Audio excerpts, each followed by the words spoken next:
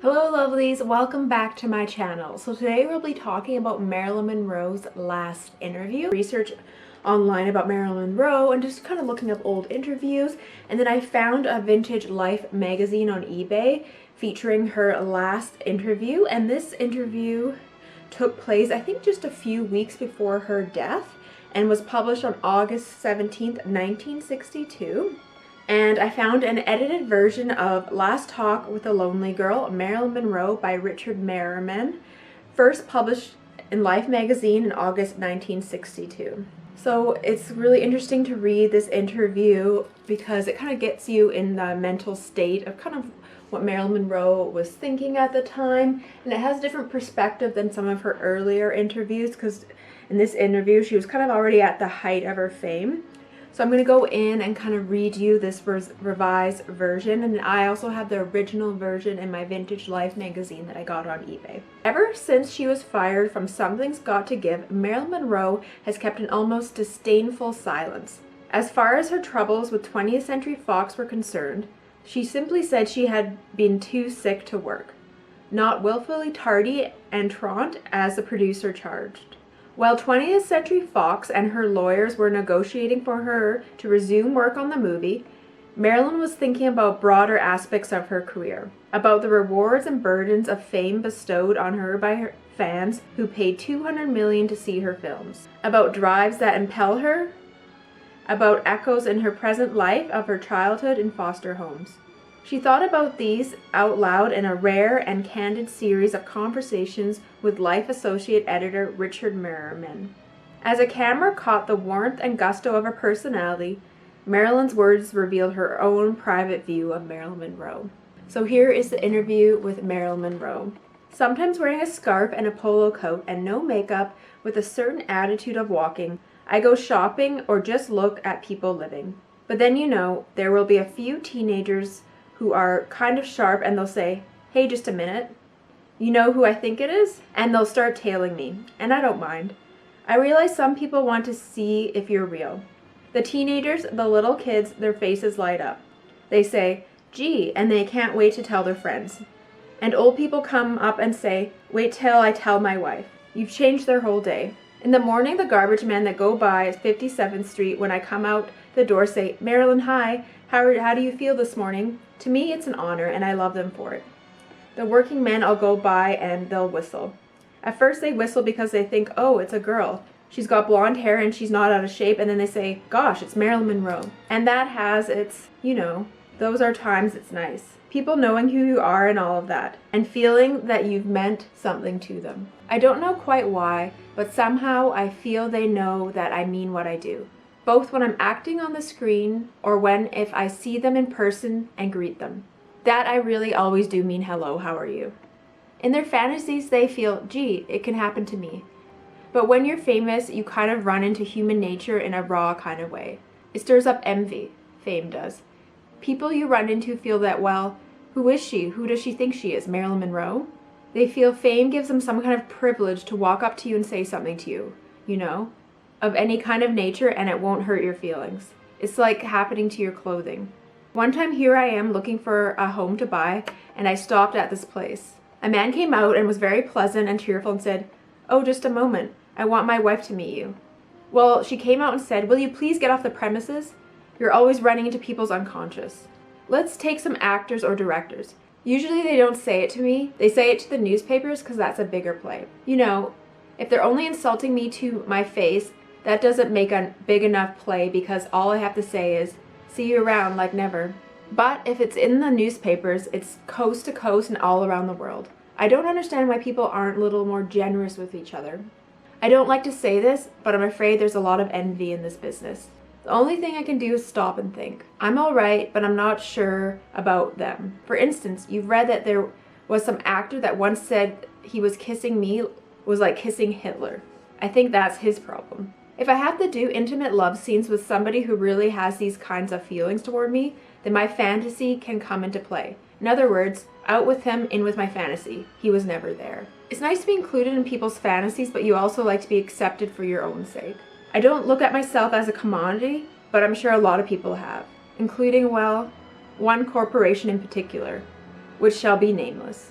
If I'm sounding picked on or something, I think I am. I'll think I'll have a few wonderful friends and then all of a sudden, oh, here it comes. They do a lot of things. They talk about you to the press, to their friends, tell stories, and you know, it's disappointing. These are the ones that you aren't interested in seeing every day in your life. Of course, it depends on the people, but sometimes I'm invited places to kind of brighten up a dinner table like a musician who'll play the piano after dinner. And I know you're not really invited for yourself, you're just an ornament. When I was 5, I think, that's when I started wanting to be an actress. I love to play. I didn't like the world around me because it was kind of grim, but I loved to play house. It was like you could make your own boundaries. It goes beyond house. You can make your own situations and you can pretend. And even if the other kids were a little slow on the imagining part, you could say, hey, what about if you were such and I was such and such? Wouldn't that be fun? And they'd say, oh yes. And I'd say, well, that will be a horse and this will be. It was play and playfulness. When I heard that this was acting, I said, that's what I want to be. You can play. But then you grow up and find out about playing, that they make playing very difficult for you. Some of my foster families used to send me to the movies to get me out of the house, and I'd sit there all day and way into the night. Up in front there was the screen so big, a little kid all alone, and I loved it. I loved anything that moved up there, and I didn't miss anything that happened, and there was no popcorn either. When I was 11, the whole world was closed to me.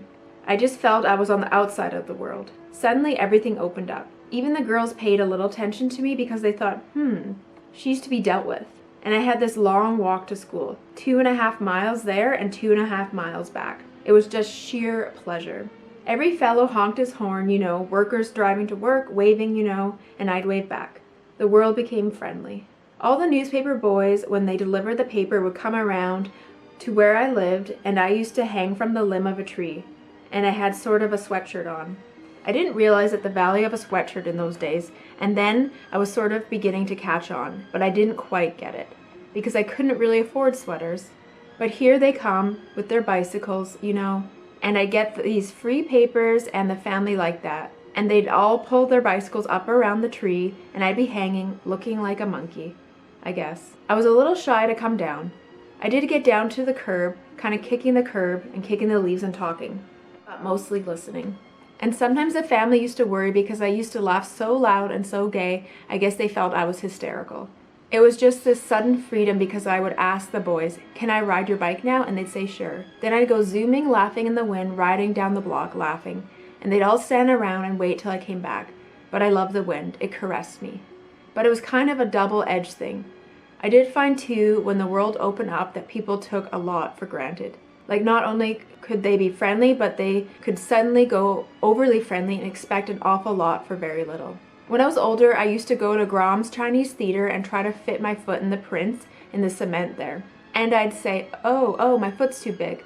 I guess that's out. I did have a funny feeling later when I finally put my foot down into that wet cement. I sure knew what it really meant to me. Anything's possible, almost. It was the creative part that kept me going, trying to be an actress. I enjoyed acting when you really hit it right.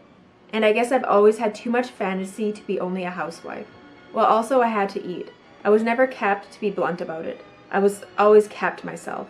I've always had to pride in the fact that I was my own. And LA was my home too. So when they said go home, I said I am home. The time I sort of began to think I was famous, I was driving somebody to the airport, and as I came back, there was this movie house and I saw my name in the lights. I pulled the car up at a distance down the street. It was too much to take up close, you know, all of a sudden.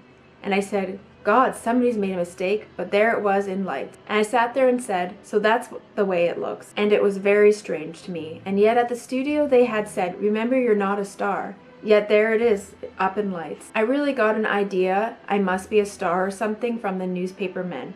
I'm saying men, not women, who would interview me and they would be warm and friendly. By the way, the part of the press, you know, the men of the press, unless they have their own personal quirks against me, they were always very warm and friendly, and they'd say, you know, you're the only star. And I'd say, star? And they'd look at me as if I were nuts. I think in their own kind of way made me realize I was famous. I remember I got the part in Gentlemen Prefer Blondes. Jane Russell, she was the brunette in it and I was the blonde. She got $200,000 for it and I got my $500 a week. But that, to me, was, you know, considerable.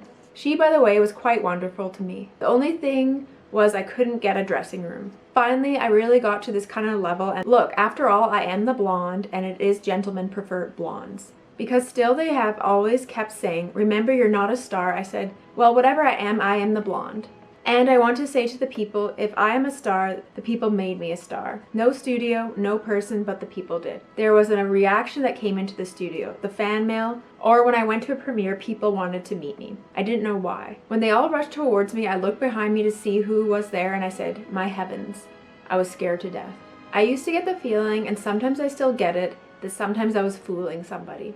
I don't know who or what, or maybe myself. I always felt towards the slightest scene. Even if I had to go do a scene, was just to come in and say hi. The people ought to get their money's worth, and that is an obligation of mine, to give them the best you can get from me. I do have feelings some days when there are scenes with a lot of responsibility towards the meaning, and I'll wish, gee, if only I had been a cleaning woman. On the way to the studio, I would see somebody cleaning and I'd say, that's what I'd like to be. That's my ambition in life. But I think that all actors go through this. We not only want to be good, we have to be. You know, when they talk about nervousness, my teacher, Lee Strasberg, when I said to him, I don't know what's wrong with me, but I'm a little nervous. He said, when you're not, give up. Because nervousness indicates sensitivity. This is in every actor more than anyone can imagine. There's a sensor inside us that says to what degree do we let go, like a child playing. I guess people think we just go out there and that's all we do, just do it. But it's a real struggle. I'm one of the world's most self-conscious people. I really have to struggle. I've always felt towards the slightest scene, even if all I had to do in a scene was just to come in and say hi, that the people ought to get their money's worth, and that this is an obligation of mine, to give them the best you can from me. An actor is not a machine, no matter how much they want to say you are. Creativity has got to start with humanity, and when you're a human being, you feel you suffer. You're gay, you're sick, you're nervous, or whatever. Like any creative human being, I would like a bit more control so that it would be a little easier for me when the director says, 1 tear right now. That 1 tear would pop out. But once there came 2 tears because I thought, how dare he? Talent is developed in privacy, and it's really true. There is a need for aloneness, which I don't think most people realize for an actor. It's almost having certain kinds of secrets for yourself that you'll let the whole world in only for a moment when you're acting. But everybody is always tugging at you. They'd all like a sort of chunk of you. I think that when you're famous, every weakness is exaggerated. This industry should have been like a mother whose child has just run out in front of a car. But instead of clasping the child to them, they start punishing the child. Like, you don't dare get a cold. How dare you get a cold? I mean, the executives get colds and stay home forever and phone it in. But how dare you? The actor gets a cold or a virus? No one feels worse than one who's sick. I sometimes wish, gee, I wish they had to act a comedy with a temperature and a virus infection. I am not an actress who appears at a studio just for the purpose of discipline. This doesn't have anything at all to do with art. I myself would like to become more disciplined within my work, but I'm there to give a performance and not to be disciplined by a studio. After all, I'm not in a military school. This is supposed to be an art form, not just a manufacturing establishment. The sensitivity that helps me to act, you see, also helps me react. An actor is supposed to be a sensitive instrument. Isaac Stern takes good care of his violin. What if everybody jumped on his violin? A lot of people, have real quirky problems that they wouldn't dare have anyone know. But one of my problems happens to show. I'm late. I guess people think that's why I'm late is some kind of arrogance, and I think it is the opposite of arrogance. I also feel that I'm not in this big American rush, You got to go and you got to go fast, but for no good reason. The main thing is, I want to be prepared, and when I get there, to give a good performance or whatever, to be the best of my ability. A lot of people can be there on time and do nothing, which I have seen them do, and all sit around sort of chit-chatting and talking trivia about their social life. Gable said to me, when she's there, she's there. Oliver is there. She's there to work. I was honored when they asked me to appear at the president's birthday rally in Madison Square Garden. There was like a hush over the whole place when I came on to sing happy birthday. Like if I had been wearing a slip. I would have thought it was showing or something, I thought. Oh my gosh, what if no sound comes out? A hush like that from people warms me. It's sort of like an embrace. Then you think, by God, I'll sing this song if it's the last thing I ever do, and for all the people. because I remember when I turned on the microphone, I looked all the way up and back and I thought, that's where I'd be, way up there under one of those rafters, close to the ceiling, after I paid my $2 to come into the place. Afterwards, they had some sort of reception. I was with my former father-in-law, Isidore Miller, so I think I did something wrong when I met the president. Instead of saying, "How do you do?" I said, "This is my former father-in-law, Isidore Miller. He came here an immigrant, and I thought this would be one of the biggest things in his life. He's about 75 or 80 years old, and I thought this would be something that he would be telling his grandchildren about and all that." I should have said, "How do you do, Mr. President?" But I had already done the singing, so well, you know, I guess nobody noticed. Fame is a special burden, which I might as well state here and now. I don't mind being burdened with being glamorous and sexual, but what goes with it can be a burden. I feel that beauty and femininity are ageless and can't be contrived, and glamour, although the manufacturers won't like this, cannot be manufactured. Not real glamour, it's based on femininity. I think that sexuality is only attractive when it's natural and spontaneous. This is where a lot of them miss the boat. And then something I'd like to spout off on. We are all born sexual creatures, thank God, but it's a pity so many despise and crush this natural gift. Art, real art, comes from it, everything. I never quite understood it, this sex symbol. I always thought my symbols were those things you clash together. That's the trouble, a sex symbol becomes a thing. I just hate to be a thing. But if I'm going to be a symbol of something, I'd rather have it sex than some other things they've got symbols of. These girls who try to be me, I guess the studios put them up to it. Or they get the ideas themselves, but gee, they haven't got it. You can make a lot of gags about it, like they haven't got the foreground or else they haven't got the background.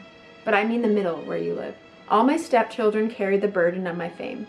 Sometimes they would read terrible things about me and I'd worry about whether it would hurt them. I would tell them, "Don't hide these things from me. I'd rather you ask me these things straight out and I'll answer all your questions." I wanted them to know of life other than their own. I used to tell them, for instance, that I work for 5 cents a month and I wash 100 dishes, and my stepkids would say, 100 dishes? And I'd say, not only that, I scraped and cleaned them before I washed them. I washed them and then rinsed them and then put them in the draining place, but I said, thank God I didn't have to dry them. I was never used to being happy, so that was something I never took for granted. You see, I was brought up differently from the average American child, because the average American child is brought up expecting to be happy. That's it. Successful, happy, and on time. Yet because of fame, I was able to meet and marry 2 of the nicest men I've ever met up to that time. I don't think people will turn against me, at least not by themselves. I like people.